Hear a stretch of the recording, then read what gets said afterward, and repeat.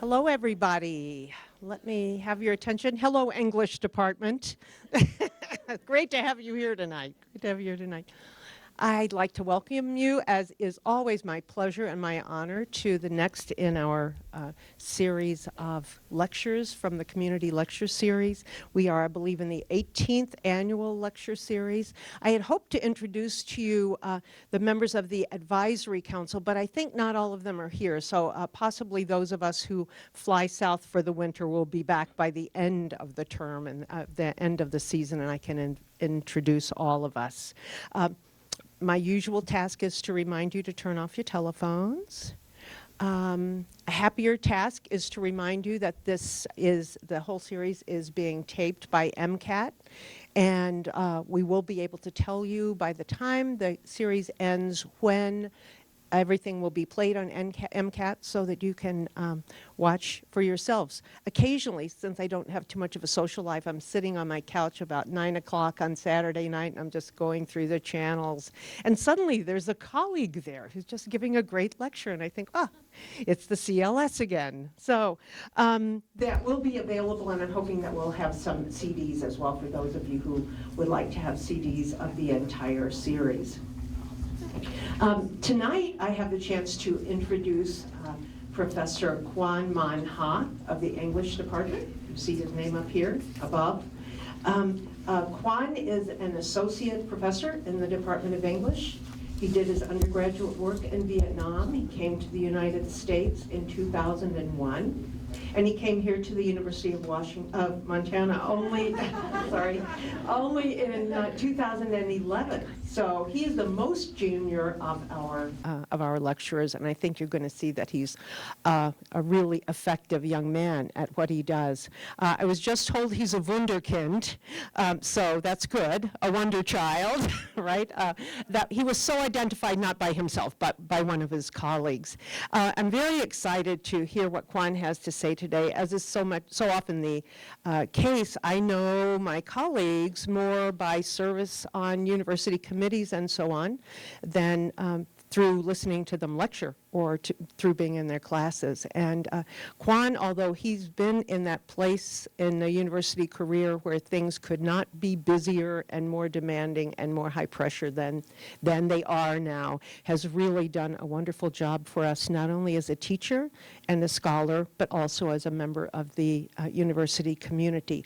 Quan was hired at the university as a specialist in multi-ethnic studies, and he teaches American studies. He'll tell you a little bit more about what he teaches here.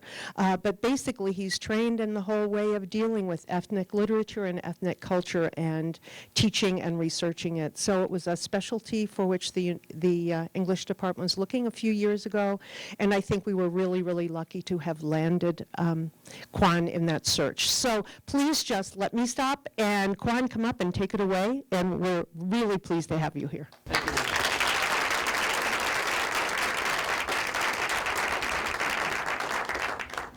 All right, good evening. Thank you for being here tonight. How are you? Good. Great. Looks like I'm the youngest person in this audience. But that's good.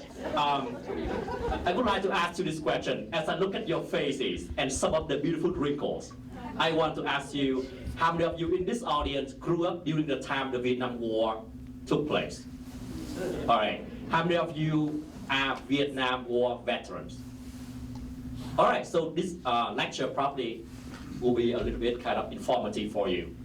The reason I chose to do Vietnam War Lit, but also Asian American Lit, was because when I first started my career in the US, my professor told me that, Quan, don't do anything that white will do. Do something that is Asian. Because you're an Asian. You do something that white people cannot do, and that will make you unique. Don't try to do Hemingway or Shakespeare.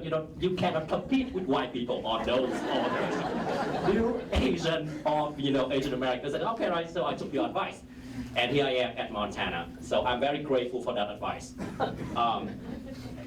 So when you look at me and see the courses that I teach non-white authors, and that's my specialty. So let's talk about the Vietnam War and literature, but also the politics of remembrance. The reason I chose this topic for the lecture today is because in the last 15 years, whenever I told people that I am from Vietnam, they asked me this question: do you eat dogs? I said, yes, sometimes. Just kidding.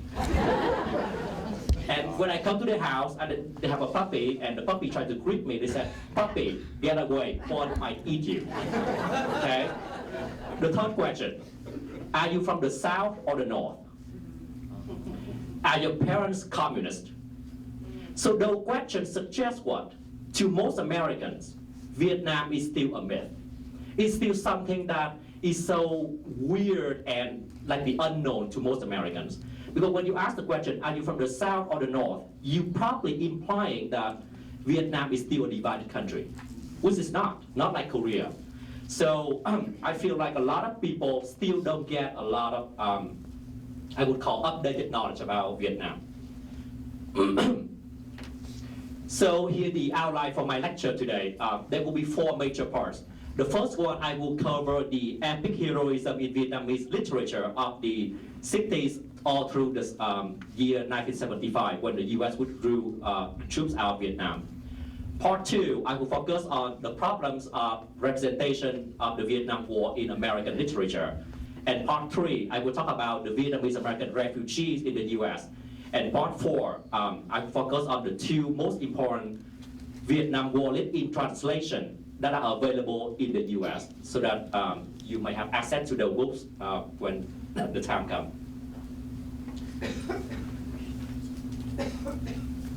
So I would like to open the introduction with a quote from this famous Vietnamese American scholar, but also author from Southern California. So much he told Vietnam and so little he understood. And the second quote is from another American historian. The Americans should learn more about Vietnamese culture and Vietnamese paradigms in order to untangle the muddled debates about our own. So the example that I gave you earlier about the question that I was asked by most Americans show that so much is told about Vietnam, but so little is understood. And the problem is that when I came to the US in 2001, I went to an MLA conference, and it was in Philadelphia.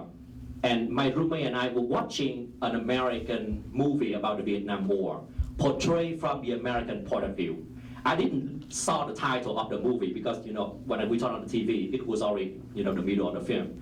I was so mad, was so upset that I couldn't continue watching the movie. I had to step out of the room because I was so angry. The reason I was angry, as I remember, was because the Vietnamese in that movie were portrayed as ruthless, bloodthirsty, uncivilized, in a very racist way.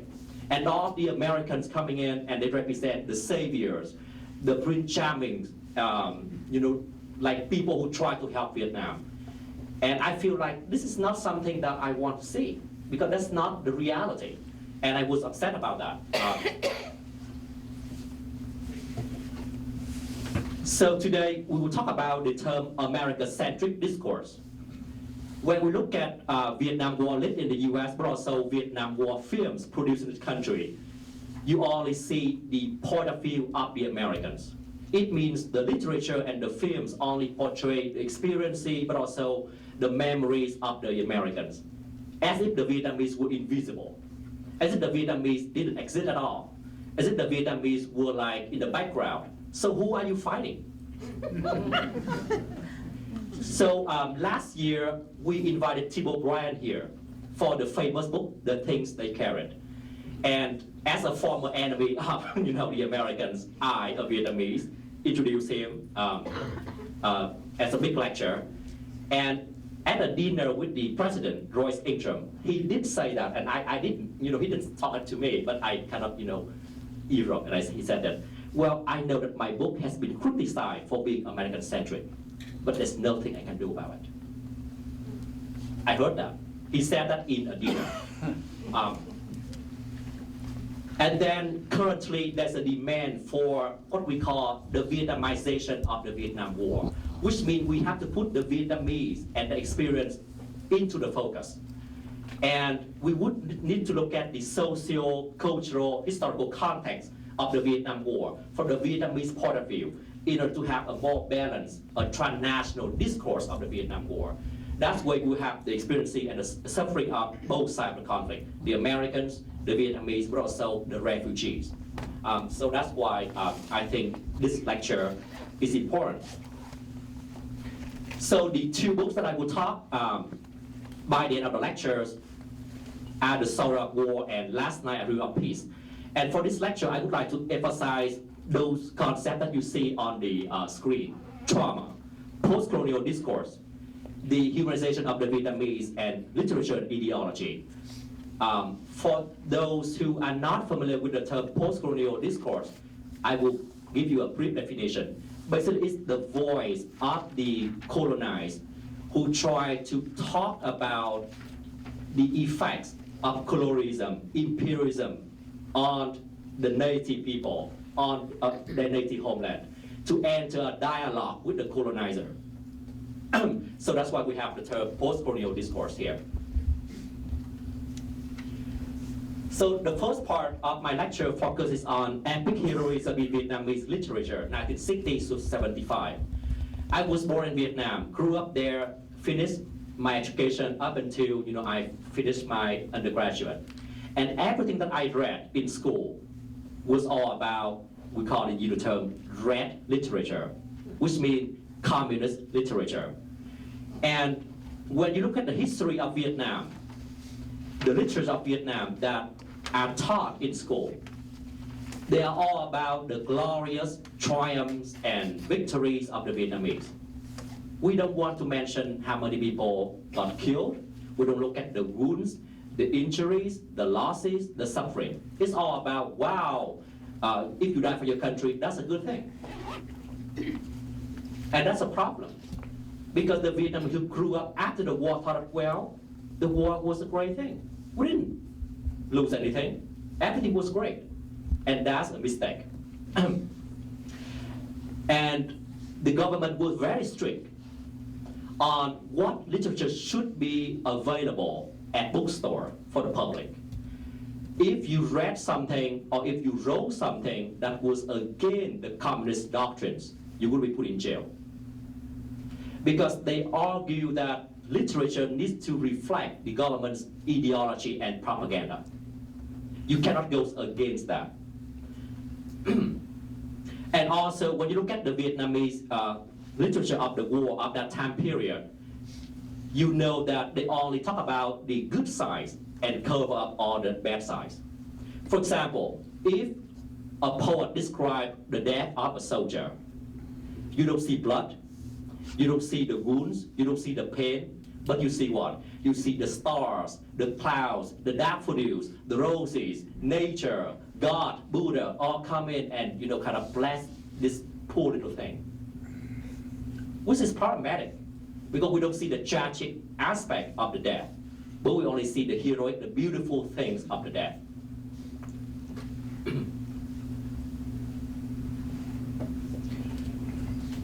So, when we talk about epic heroism, the Vietnamese government argues that because we need to produce literature to motivate soldiers, to encourage soldiers, therefore literature has to be propagandistic. And then the major themes that you normally see in the text have to do with heroism, sacrifice, patriotism, selfless virtue, and the party's excellent leadership. Excellent, remember, excellent, not just mediocre, not like the Nixon's government. Excellent. That's why they produced me. Excellent. No mentions of tragic death, trauma, or hardship. No, absolutely no. And the Americans claim to be saviors of Vietnam. But in Vietnamese literature, they must be described as cruel invaders, atrocious imperialists, and bloodthirsty devils. There must be a big contrast between the communists versus the Americans. And then the South Vietnamese women must be considered puppets of the American regime. They have no ability, no talent. They do whatever the Americans tell them to do. So we need to get rid of the Vietnamese, the South Vietnamese government. So those are the things that you normally see in the period of 1960 up to 75. I would like to give you an example of this poem here. And it's come from the title, A Sky in a Bomb Crater. Your friend said that you, a road builder, has such love for your country. You rushed down the trail that night, waving your torch to save the convoy, calling the bombs on yourself. Now you rest deep in the ground, quiet at the sky that rests in the crater. At night, your soul pours down, bright at the stars. You don't see the tragic death at all. It's all romanticized. And why is that? Because we want soldiers to look at the poem, read the poems, and feel like, we have to do something like the road builder. And we should not mourn or feel awful about death or sacrifice. So this is an example of the period. So here's the problem. So in that time period, the ideology was all about propaganda, romanticizing the war. But then the Vietnamese women was kind of brave in 1995, where they said, okay, it's a good time now to release to the world the correct facts and truths about how much we suffer in the war. Over 3 million Vietnamese lost their lives during the Vietnam War, both soldiers and civilians. We also have post-war trauma and the health effects of Agent Orange. And there's a very good book out there for my colleagues who do eco-crit. There's a book called Fallen Leaves, and it has to do with the effect of the Agent Orange upon the Vietnamese in the post-war period. It's not to do with eco-crit. So you see the differences between the ideology versus the reality of the Vietnam War.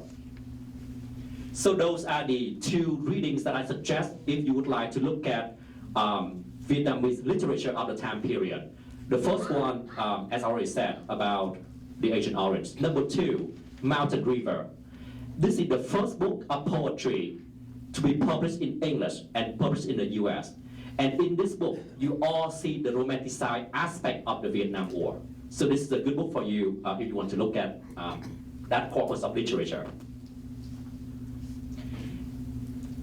And the most serious problem with this period is that I feel like when the Americans read, let's say the second book, they feel like, we didn't do anything wrong to Vietnam. We didn't do anything wrong to the Vietnamese. They died happily. That's the problem that I have with this book. Because it can create a lot of confusion and myth, but also wrong assumption about the Vietnamese.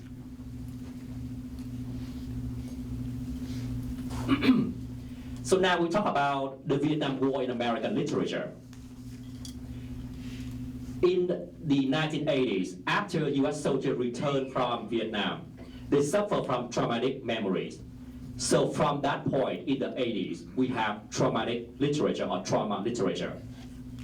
US literature about the Vietnam War often focus on American masculinity. It means you have to go to war in Vietnam. If you don't go, you are not a man.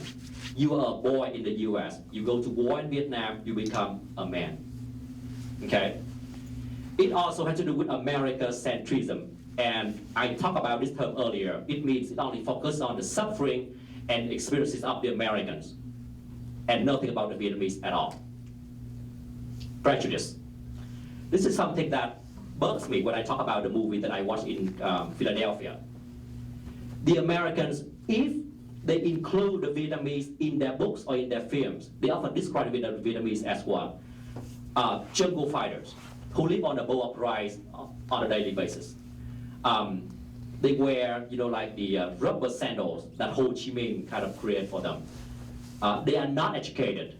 they are uncivilized, they are ruthless, and they are not trustworthy. They're also kind of cunning and malicious in a way. So whenever you see the Vietnamese in American texts or films, that's how they are normally portrayed. And then they often talk about the just cause of the Vietnam War, that we went there, we didn't do anything wrong, we went to save Vietnam. And that's the problem. So Tim O'Brien's The Things That Carrot is one of those books that focuses on all those things that I just mentioned. And it's a very good quote that I pulled out from Philip Melling's called Understanding the Vietnam War, I believe. The Vietnamese are second-class citizens, culturally impoverished, socially unimportant, and aesthetically dull. So that's how the author summarizes the way US authors often portray the Vietnamese. Very racist in a way, very racist. And you will talk about, I will talk about this aspect a bit later when we talk about the Vietnamese refugees in the US. And here is something that I would like to talk about. This is something that matters me the most. You know that I am not a Vietnamese American. I'm on a green card on my way to get my American passport. And the way I look at Vietnamese American is very different from the way most of the Vietnamese scholars in the US look at Vietnamese American lit. So when you look at Vietnamese American texts, those are the themes that you often see: diaspora, displacement, nostalgia, emotional attachment to the homeland.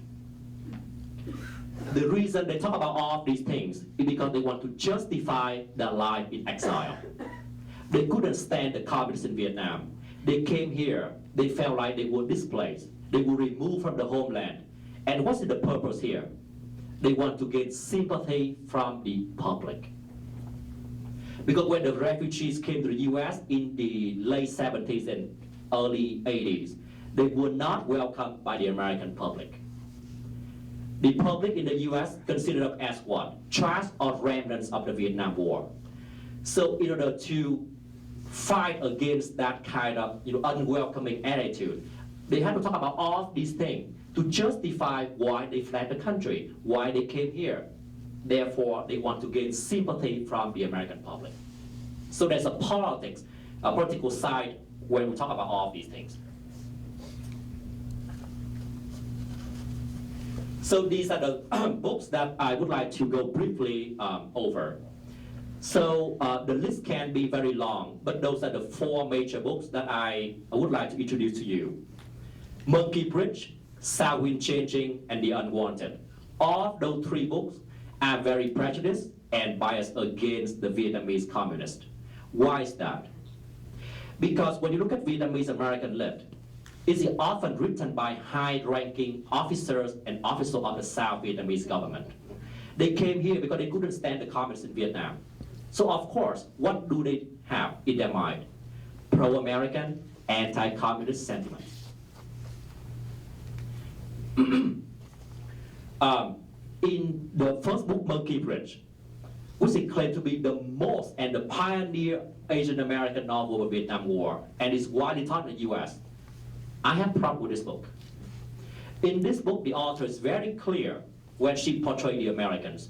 She said that when the Americans came to my village, they bring in soaps, candies, machine to help the farmers, to help the families. They bring in all these wonderful things about the US. They are gift giver. And then she said, but when the communists came to my village, they represent thieves. They steal food from the family. They force us to attend meetings, all of these things. So you see that there's a big contrast between the way the author portrayed the Americans and the communists. In the second book, the author described the communists as animals, pigs, cows, stupid, uncivilized, dirty, with rotten teeth, smelly, all of these things. You can see that he's also very biased against the communists. And then The Unwanted is the first book about the Amur Asians, which means children who were born during the Vietnam War, and they are mixed race between American fathers and Vietnamese mother. Do you know how many Amur Asians were born out of the Vietnam War? 100,000. So you can tell how much sex American had in Vietnam.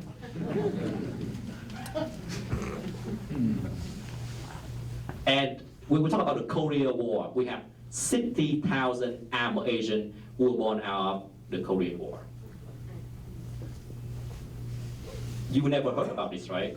So the third book is problematic too, because in that book, the author is an armed Asian. He couldn't stand the communists after the war ended. And this is what he said. Even after the war ended, my mother and I still nurtured the hope that the Americans would come back and save us. All the Americans, they are saviors. All the Americans, they came in and bring me birthday gifts because my mother is a whore. Because she, kind of messed around with the American. That's why he's the product of that. And he said, I cannot wait for the day when I come to the US and see the light of civilization. The last one is the most interesting one because it's written by a prostitute during the Vietnam War. But she hated by all the Vietnamese Americans. Why is that? They even told her that they would like to kill her and murder her.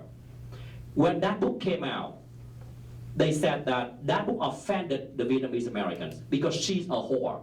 She cannot represent the voice of the Vietnamese Americans who are educated, who come from an upper class, who are sons and daughters of the high-ranking officers. How dare you? You are a prostitute to the Americans. You have sex with so many Americans and you write this book. And in that book, she talks about both sides of the conflict. She talks about the communists, the Americans, but also the South Vietnamese people. And she said the American came in the country and they did not represent anything good at all.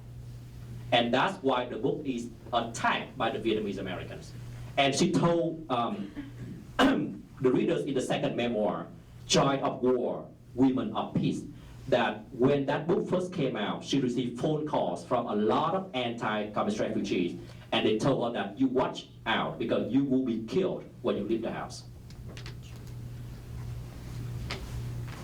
And here's the problem with the Vietnamese Americans. On the one hand, they try to promote human rights and freedom and democracy in Vietnam. But in the US, they do not accept open-minded point of views or perspectives. They do not want to accept that. So there's a problem with the Vietnamese Americans as well.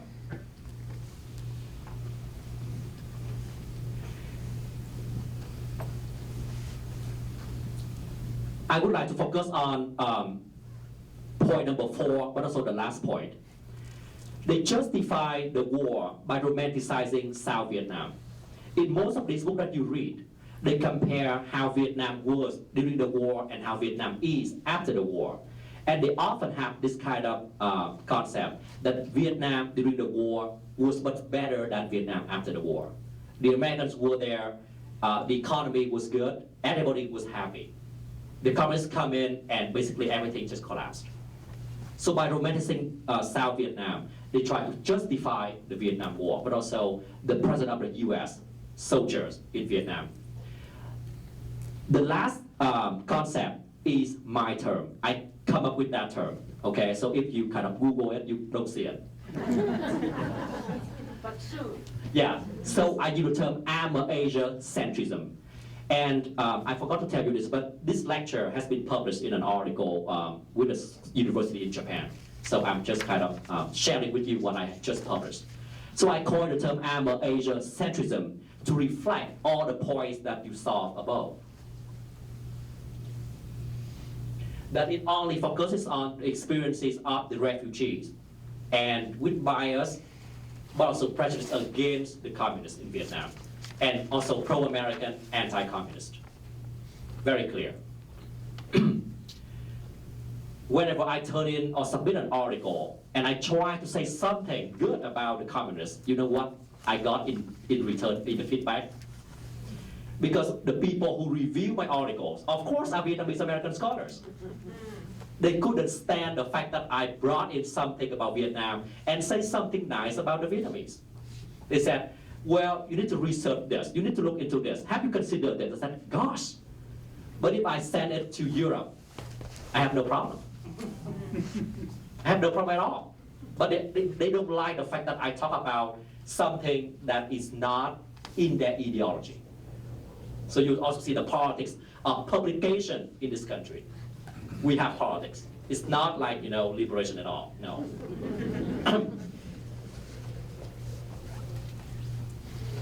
So the last part, I would like to introduce two books here. Trauma in Post-1986 Vietnamese Literature. And there are two books that I would like to introduce to you.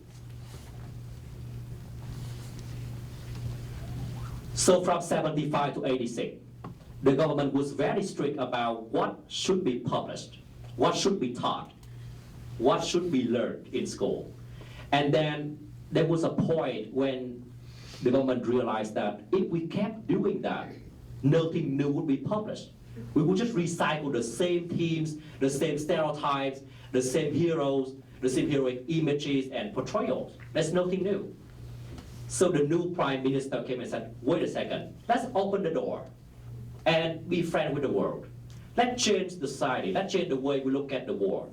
So in the late 1980s, we have the open door policy, but also the reform period. And that's when Vietnamese authors start to have some new fresh air for their breathing. They start to breathe more freely. They can produce whatever they want. So instead of talking about the national struggles for the war, the collective memories, the heroism side, they want to talk about the personal experience and the self. Focus more on the self and less on the collective. And they also try to portray realities more truthfully and honestly, instead of trying to romanticize realities. They are also very critical of social and political issues. And the last point, I already talked about that. So let's talk about this book real quick, The Sorrow of War. This is the book that came out in the US, I believe, in the late 90s. And this is the first book about the Vietnam War from the Vietnamese side to be published in English in the US. The first one. People often compare this book to Tim O'Brien's The Things They Carried. So there's also a lot of problems with this book, not because that it's bad. When the book first came out, it won a very prestigious award. And then the government said, wait a second, there's something wrong with this book. Because you talk about all the things that the open door policy encourages you to do. And they said, well, we're not quite ready for this yet, even though it's on paper, but we're not ready for it yet. So it was banned 1 year right after it won the award. And nobody could read it, okay? So the main character in the book is Quan. And in this book, basically he goes against or deviates from anything that the Vietnam government tried to impose upon writers. He said this, what is peace? Why are we celebrating peace? It's useless because the peace of post-war Vietnam is built upon the corpses of its comrades and soldiers. There's nothing great about peace. He also talked about the fact that he's haunted every night by dreams, by the deaths of his soldiers and comrades and friends. And he said he couldn't go back to his normal life because the traumatic memories are too strong for him to do so.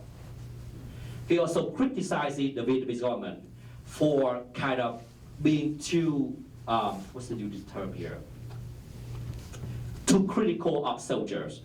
They don't trust soldiers. They believe that soldiers of the North Vietnamese army went to the South, tried to help the South liberate it, but then steal property from South Vietnamese people. And they said, that is not nice.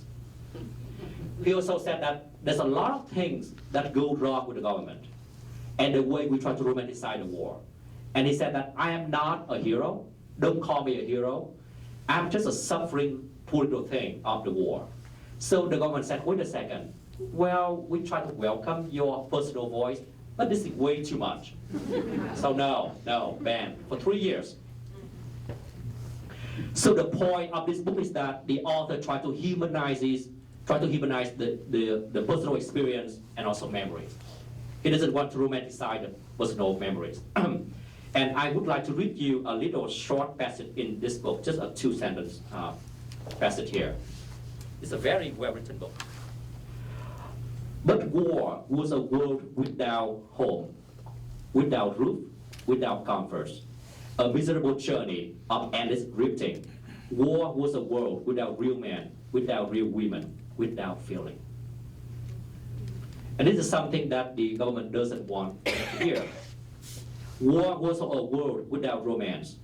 Tomorrow, my soldiers may be dead. My comrades might be dead. We might be all dead. So if you want to look at the things they carried, you may want to look at this book too to see how the Vietnamese talk about trauma compared to the way Tim O'Brien talk about his personal trauma in the things they carried.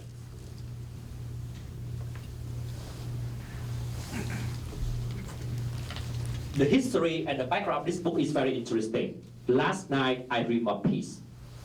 This book has a very interesting history. An American soldier captured the author and killed her in 1968. And then the American soldier was with a Vietnamese translator. And when they found her diary in her bag, the American wanted to burn the diary. Then the translator said, no, don't burn it. The book has fire and passion in it. Keep it. So the American kind of, secretly kept the book, came back to the US, and then tried to understand the book with the help of some Vietnamese, but he couldn't understand the whole thing. For 30 years, until 2005, he contacted Vietnam and he said, I want to return this book to the author's family. So he met the author's family in Vietnam and handed her mother the copy of the book. Here's the diary of your daughter that I killed 35 years ago. So they reconciled. And then the book became the bestseller in Vietnam. And then later on, it was translated into 20 different languages around the world. Interestingly, the translator is the son of a very high-ranking officers of the South Vietnamese government. So this book is important because, as I talk about heroism in the past, in the 60s, you couldn't write about anything that went against the government's ideology. This is a diary, so it was supposed to be published or to be read publicly. So she basically recorded everything that she saw and witnessed. So on every single page of this book, you see death, tragic death, losses, suffering, trauma, memories, separations, and her agony. But she said, I'm very upset with the Communist Party because it's full of, crazy people. They are too narrow-minded. They don't want to accept, let's say, more liberal perspective. That's why this book is good because it's a diary. And in the city, nobody read it except for the author. So 40 years later, the government in Vietnam said, wow, now we are more open-minded. Now we are more liberal. Let's make this book, available to the public. So now the book is available to the public. And in this book, when you read it, you will see the same things that you see in the first one, The Sorrow of War. How she tried to humanize the Vietnamese people, her soldiers, her patients, because she's a doctor. So I think this is a very important book. It's a diary, so you may want to see it and see how it goes against all the ideologies of the 1960s and talk about the war. Why this book is important? When the American soldier returned the book to her mother in Vietnam, she read it for the first time. And she said that she couldn't read more than 2 pages a day because the book was too much for her to bear. And she said that by the time she finished the last page of the book, basically she had a heart attack. And when she came to Texas Tech, because she said that I don't trust the Vietnam government, so I want to give the Vietnamese copy, the original one, to Texas Tech, because they have the best Vietnam archive in the world. She said that, let's keep this book. So she went to Texas Tech, and you see a picture of her holding the book, and she couldn't even stand up. She was like kneeling on the floor, crying for hours, because the memories in this book kind of evoke a lot of bad memories about the war. And then the mother said, the sister of the author said, After my mother read the book for the first time, she told me, don't ever read the book again because I'm too old and I have a heart attack. I cannot stand reading it a second time. So you see that the traumatic memories here are very strong. So I would like to conclude my lecture with this wonderful quote. So what is truth? Or what are truths about the Vietnam War? There are no truths at all. But the reason I would like to address 4 different perspectives in this lecture, because I want people to be fully aware of the suffering and the experience of all sides of the conflict, but also the prejudice, the bias, but also the kind of ideology that have been imposed upon their writing, so that we can have a kind of fairer, more neutral, more informed knowledge of the Vietnam War. So this is a very good quote here, that there's no truth. And the truth is all made up by historians, novelists, and philosophers and priests. So I'm not saying that these 2 books here represent the objective point of view of the Vietnam War. They are just personal memories of the people who are involved. And they are not the absolute truth of the Vietnam War. Thank you.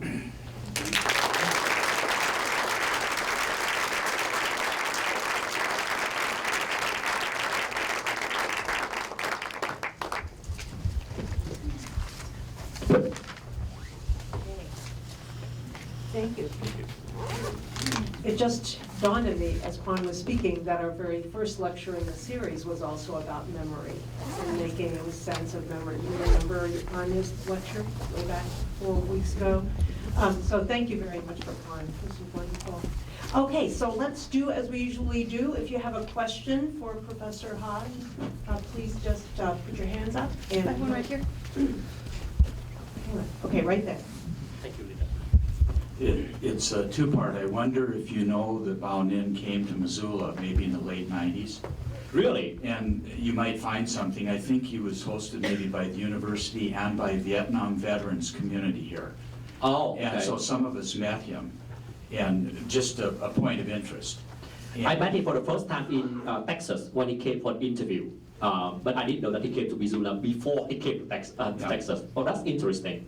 Yeah. Thank you. And the question is, I can understand a lot of what you say in relation to the general American people and Vietnam veterans and Vietnamese Americans, because they have a need in a certain direction. I wonder if you know much or what you think about the peace movement in the United States during Vietnam, and whether they had a realistic view of things or were merely anti-war but didn't have a realistic view nonetheless. I knew that there was a lot of war protests in the U.S. in the 60s and 70s about the war.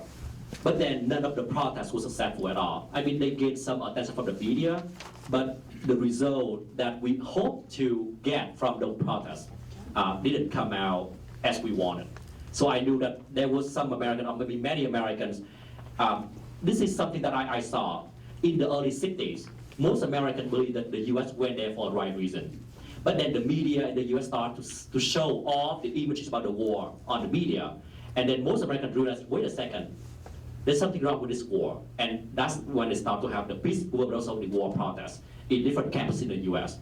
But again, Nixon wouldn't let it happen. And then all the other presidents later on kept fighting the war. Thank you for that question. There's another question. Right back here. Your considerations of these books reminds me that there is a line, maybe a line, between history and other artistic type of writing, novels, poetry, that kind of stuff. And it sounds, I may have missed something, but it sounds like you would like for that line to be narrower, or you'd like for people on the historical side of the line, professional historians, to use literature and poetry, which might fall on the other side of the line, to help inform their understanding and their work. Would you comment on that just a little bit? That's a very good question, and I wish you were a lit major. So I will use two fancy terms here. In literary theory, we have two schools. The first one they call old historicism, and the second one they call the new historicism. The old school argues that literature is very passive. It only reflects history. So it's a one way.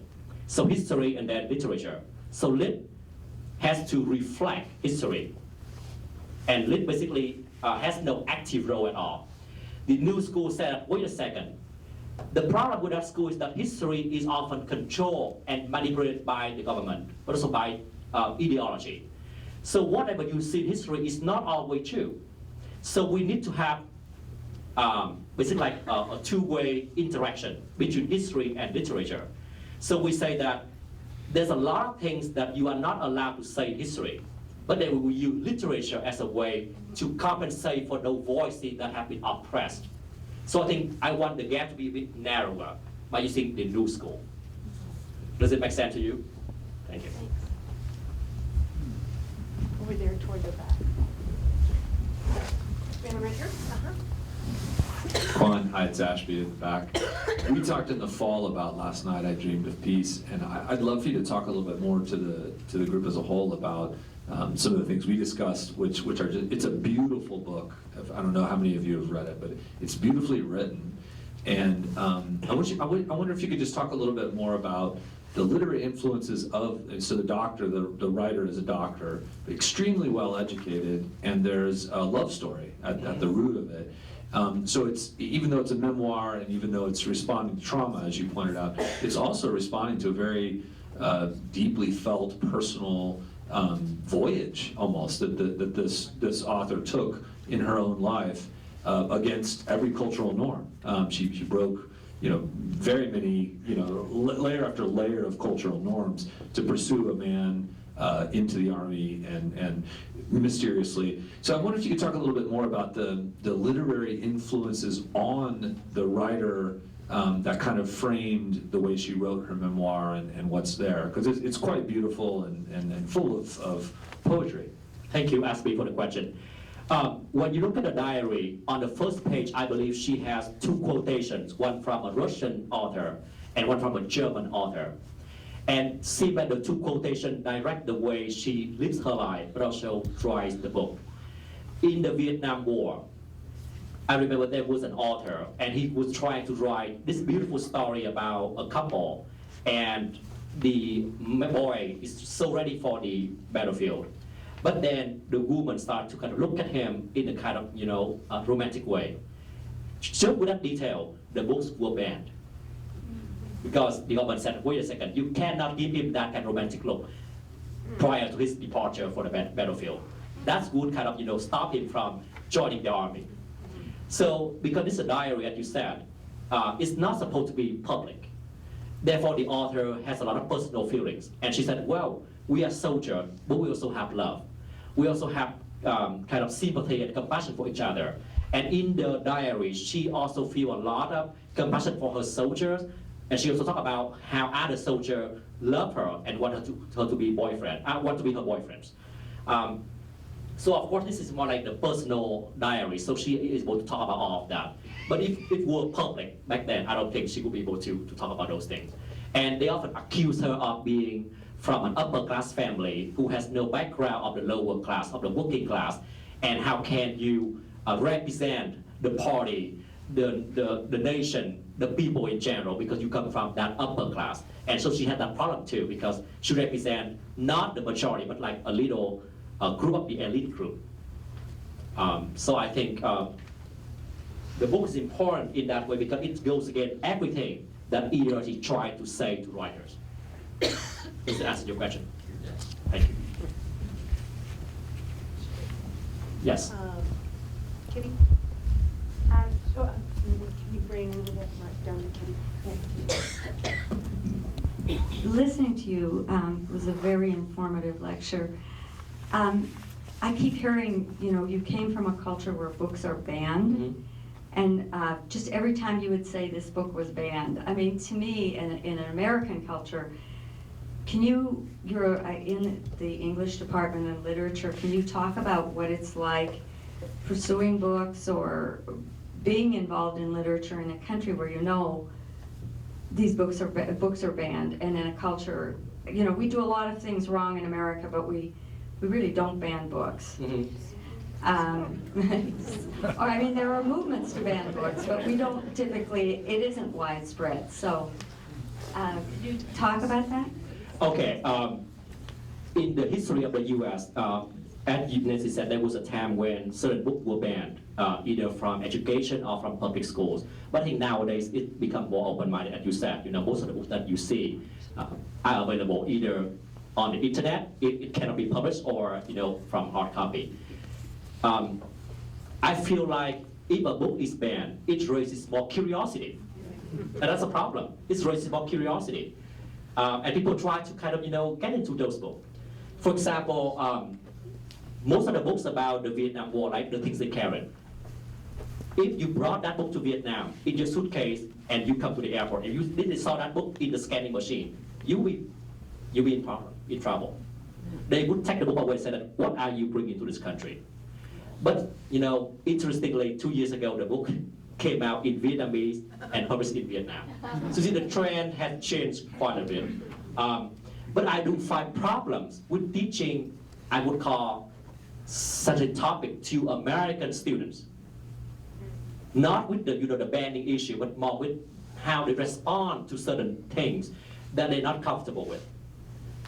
So for example, I just taught the memoir Heaven and Earth, I believe 2 years ago. And in that lecture, I told my Vietnam War lit student this. I said, during the Vietnam War, American soldiers believed that they only became men if they, you the term, fucked Vietnamese women before they left the country. They would not become men without intercourse. And they also believed that Vietnamese women had razors in their vagina. So you have to be super careful when you mess around with Vietnamese whores and prostitutes and bar girls. They look at me like I was talking about something weird. I said, are you crazy? And I said, no, this is in history. And we talk about, you know, all the information that these soldiers got from, you know, rumors and gossip and you know, storytelling.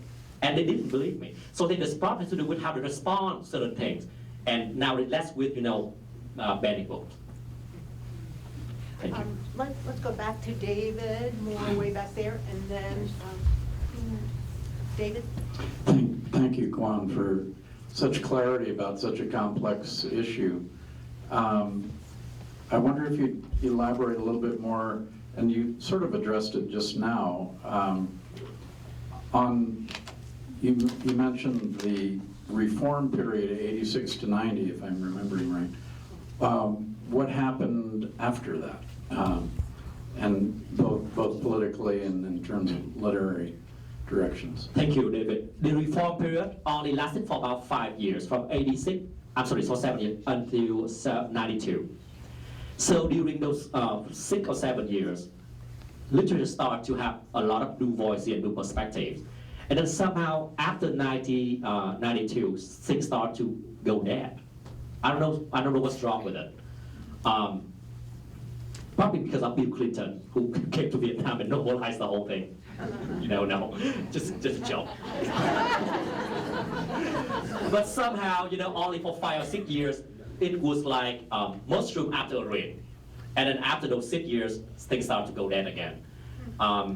So I don't know, it's only lasts for 6 years. So we got the best literature from that period. And then after 92, you probably don't see much out there, or like in good quality. Somebody from right over here had a hand up. I would Here just comes like the to mic. share. The microphone's coming to you. Thank you. Well, I'd just like to share a little experience that we have. And my husband can correct me or add if he wishes. He's a medical person, and he was drafted later in the Vietnam War. And I went along, of course, as a